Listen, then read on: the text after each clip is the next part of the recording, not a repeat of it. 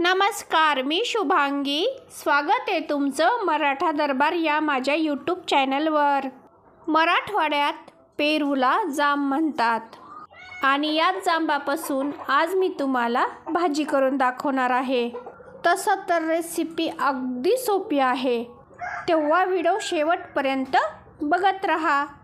रेसिपीला सुरुवात करण्या अगोदर मराठा दरबार या माझ्या यूट्यूब चॅनलला अजूनपर्यंत तुम्ही जर सबस्क्राईब केले नसेल तर प्लीज चॅनलला सबस्क्राईब करून बाजूचे जे बेल आयकॉन आहे तेही क्लिक करा. भाजी बनवण्यासाठी या ठिकाणी मी एक पेरू घेतला आहे. सुरुवातीला हा पेरू मधोमध असा कापून घ्यायचा आणि या पेरूचा दोन्ही साईडनी हा वरचा भाग थोडासा चाकूने कापून घ्यायचा. नंतर या पेरूच्या छोट्या छोट्या फोडी करून घ्यायच्या.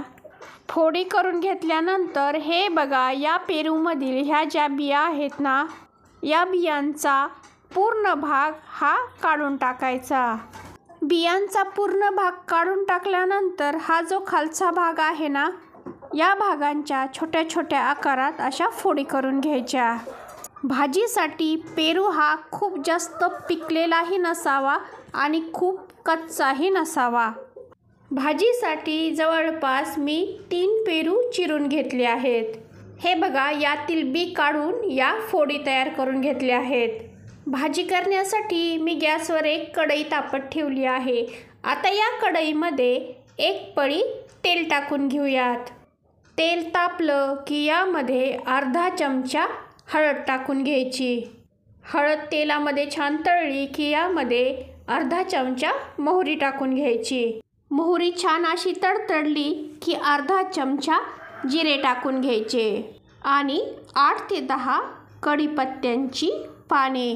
कढीपत्ता ही तेलामध्ये छान असा तळला की यामध्ये एक गड्डा लसूणचा मी असा बारीक चिरून घेतला आहे.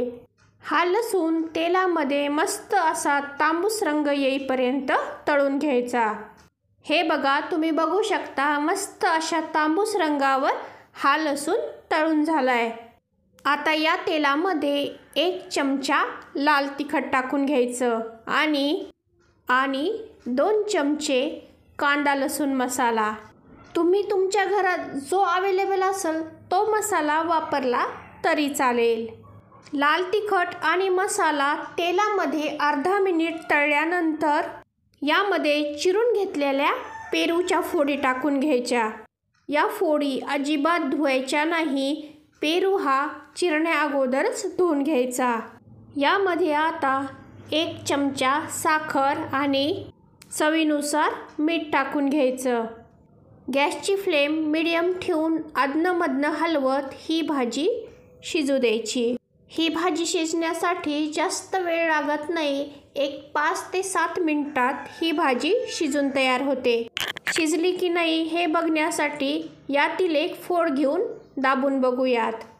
हे बघा, दाबल्यानंतर ही फोड सहज दबायला लागली की भाजी शिजून तयार झाली आहे. भाजी तयार झाली. आता गॅस बंद करून यामध्ये चिरून घेतलेली कोथिंबीर टाकून घ्यायची आणि व्यवस्थित असं मिक्स करून घ्यायचं.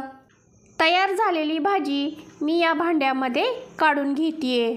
ही भाजी पटकन तर होतेच, पण चवीलाही अशी खूप भन्नाट लागते. तर अशी ही आंबट, गोड आणि तिखट चवीची पेरूची भाजी तुम्हीही एकदा ट्राय करून बघा. नेहमीप्रमाणे तुम्हाला माझा हाही व्हिडिओ आवडला असेलच, तेव्हा व्हिडिओला एक लाईक करून जास्तीत जास्त शेअर करायला मात्र विसरू नका.